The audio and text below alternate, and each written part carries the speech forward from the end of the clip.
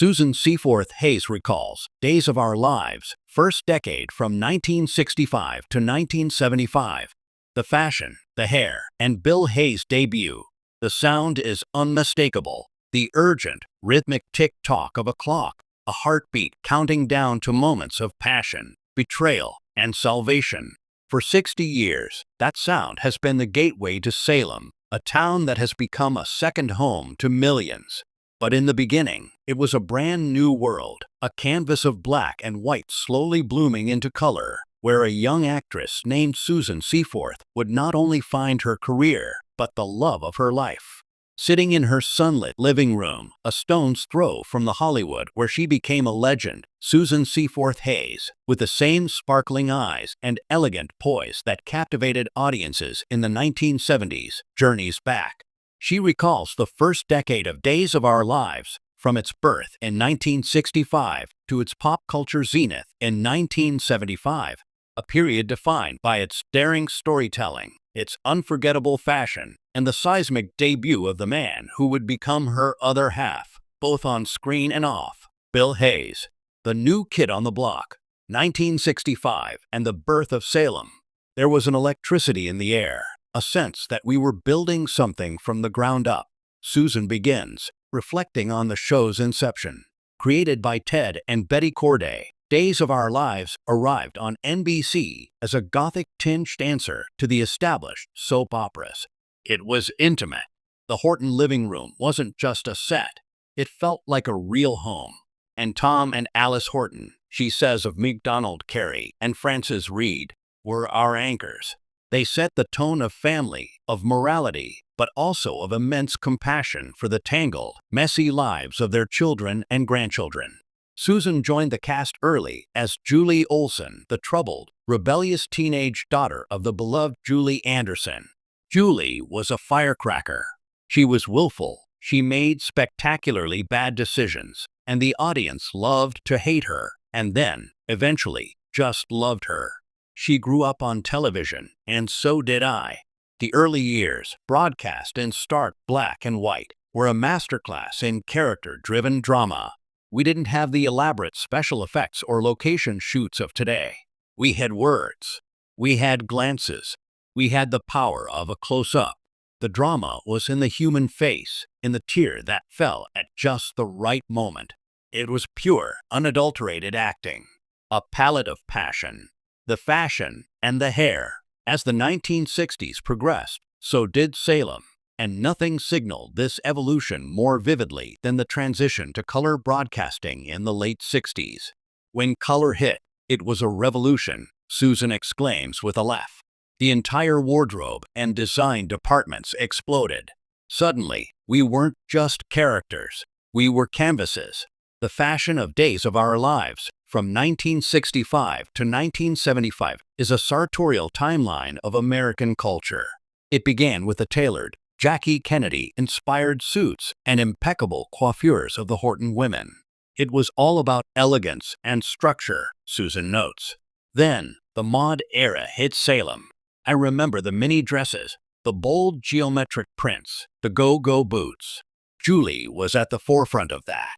She was young, she was rebellious, and her clothes screamed it. But the true fashion explosion coincided with the rise of Julie as a central, glamorous figure. The early 70s were my fashion plate years, she says, a twinkle in her eye. We had the most incredible wardrobe designer who understood that Julie was a star. We had maxi coats with giant buttons, palazzo pants, caftans adorned with intricate embroidery, and headwear that could be its own character, turbans, wide-brimmed hats, scarves that flowed like silk rivers. And then there was the hair. The higher the hair, the closer to God, or so it seemed in Salem, she quips. My afro, which became a signature, was a work of art. It required backcombing, hairspray, and a tremendous amount of patience. But it was a statement. It was power. It was the 70s. You could spot Julie from across the room just by that silhouette. This attention to style was not frivolous. It was narrative.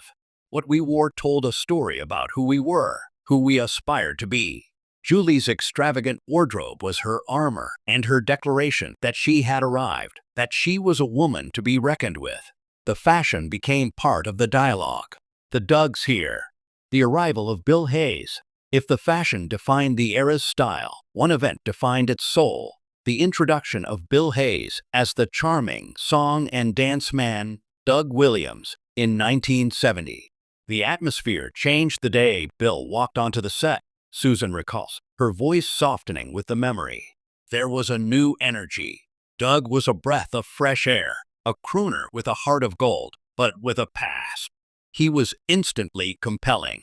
The writers, sensing the chemistry that was apparent to everyone on set, began weaving Doug and Julie's paths together.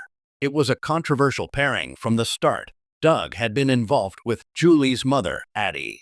Theirs was a forbidden, tumultuous romance that captivated the nation. The story was scandalous. A man involved with the mother, falling for the daughter. It was soap opera gold. But what made it work was the truth of it. Bill and I connected on a level that was immediate and profound. The scenes weren't a chore. They were a discovery. We were discovering these characters together, and we were discovering each other. Their on-screen romance became a national obsession. But the true fairy tale was happening off camera. We were very discreet at first, Susan shares. But the lines between Doug and Julie and Bill and Susan began to blur in the most beautiful way. We were falling in love, and the whole country was watching us fall in love every afternoon, without even knowing it. A cultural phenomenon, the first supercouple. By 1974 to 75, Days of Our Lives was no longer just a successful soap. It was a cultural touchstone. And at its white-hot center were Doug and Julie, a pairing now widely regarded as the first supercouple of daytime television. Their wedding in 1975 was not just a plot point. It was a media event. It was madness, Susan remembers, her face alight with the memory. The fan mail was overwhelming. We were on the covers of magazines, including Time in 1976, which was an absolute shock. We were invited to the White House. To have the President of the United States watch your soap opera and want to meet you. It was a testament to the power of the story and the show's reach. The public's investment was so intense that when Susan and Bill Hayes married in real life in 1974, it felt like a national celebration. The fans felt they had willed it into existence. And in a way, they had. Their support, their passion for Doug and Julie, created a space for Bill and me to build a life together. We owe them so much. A legacy forged in a decade. Looking back on that whirlwind first decade, Susan Seaforth Hayes sees it as the foundation of everything that was to come. From 1965 to 1975, Days found its voice. It was a decade of tremendous risk and tremendous reward.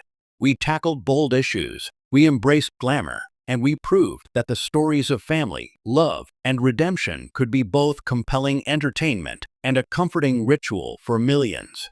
The ticking clock that began each episode was a promise of drama, of escape, of a world where love, no matter how complicated, always found a way. For Susan, that clock also marked the time she found her character, her voice, and the love of her life. To think it all started 60 years ago, she muses, a gentle smile gracing her lips. A young girl, a new show, and a handsome stranger who would walk onto the set and change my life forever. We didn't just recall those days. We lived them. And the beautiful, miraculous thing is, in Salem, we're still living them. The clock is still ticking. And for fans who have loved her for all these years, that is the greatest gift of all.